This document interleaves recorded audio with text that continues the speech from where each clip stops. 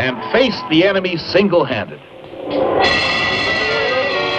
And so the old woman's nasty bargain brought Peter happiness and good fortune, and everything turned out for the best after all. Say, I wonder where that magic horn is now.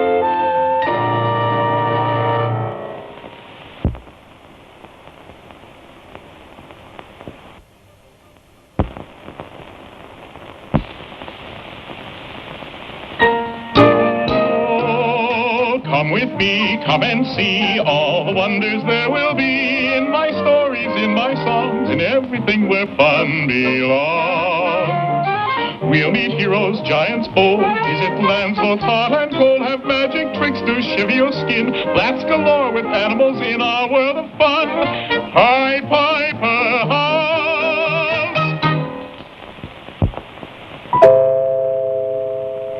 Sometimes we think that only people that are big and strong can protect themselves and their loved ones from harm. Well, that's not always true. Sometimes a quick mind is even better. Our tale today is a good example of that, for it's about three sisters who were orphaned when they were very young and had to get used to taking care of themselves. One day, the three sisters set out to see if they could make their fortunes. Molly, it's getting dark, and I'm scared. And I'm tired and hungry. Bear up. I see a house up ahead. We'll ask there for food and shelter. Why, you poor dears. I'd gladly take you in, but my master is a giant and will eat you up if he finds you here. Couldn't we just rest and have a bite to eat and be off before the giant comes home? No, we don't want to share our supper with them. You're gonna get into trouble for this. And here comes Daddy. Oh, I smell good. Splendid. I'll help them for supper. Just a minute, Sir Giant. I wouldn't do that if I were you. Look how tired and scrawny we are after our long journey. Why don't you feed us first and fatten us up? Scrumptious idea. Feed them well, woman, and I'll help them for breakfast. So after a hearty supper, Molly and her sisters were put to bed with the giant's daughters. I wish I could help you, my dears. But although I am a queen, I've been a prisoner here myself for 7 years, and only escaped being eaten because I am useful to the giant as a housekeeper for his daughters. Be quiet, you'll spoil our sleep. But you just wait until tomorrow morning. Yeah. What do you think you're doing? Oh, I'm just sprinkling some fairy dust over our pillows so that at least we can have pleasant dreams. I want pleasant dreams, too. Get out of that bed. We want the nice dreams. Oh, all right. Molly and her sisters quickly slipped out and didn't stop running until morning. I'll get those girls for this. We'll stop here for shelter. Oh, let's not. There might be another giant. Giant? Don't tell me you've come through the giant's land. The king must hear about this. Swiftly, Molly told the king her story. I know the giant well. 7 years ago, he captured my beloved queen and my 3 sons.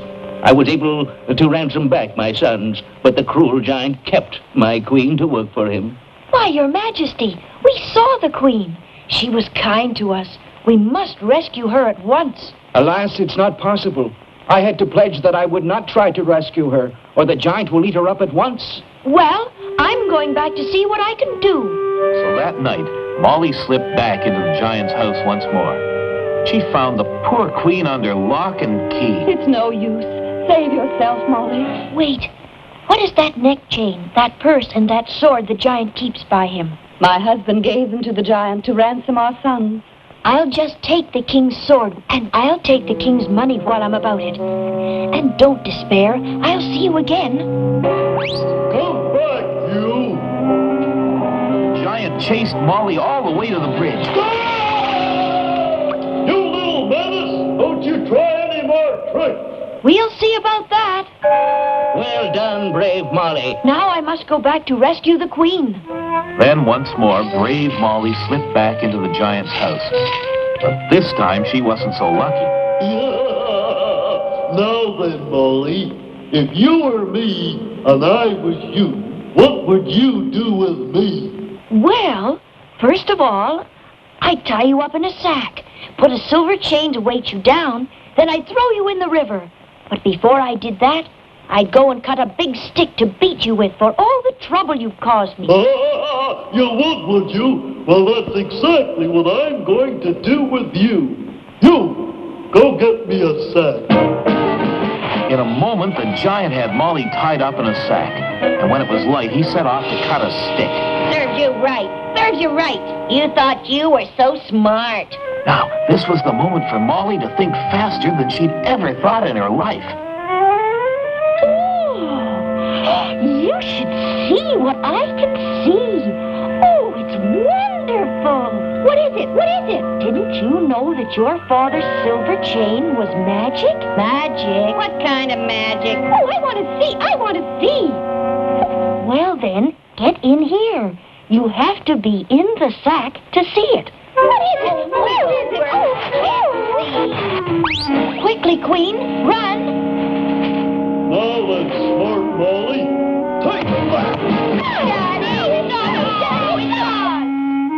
That weasel, I'll get her this time. Come, Queen, we'll have to swim for it. Faster, faster.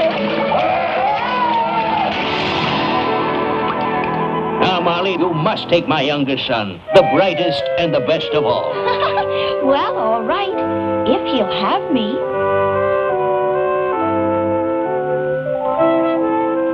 So Molly claimed her reward at last and proved that size doesn't always count if you have a kind and brave heart and a quick mind.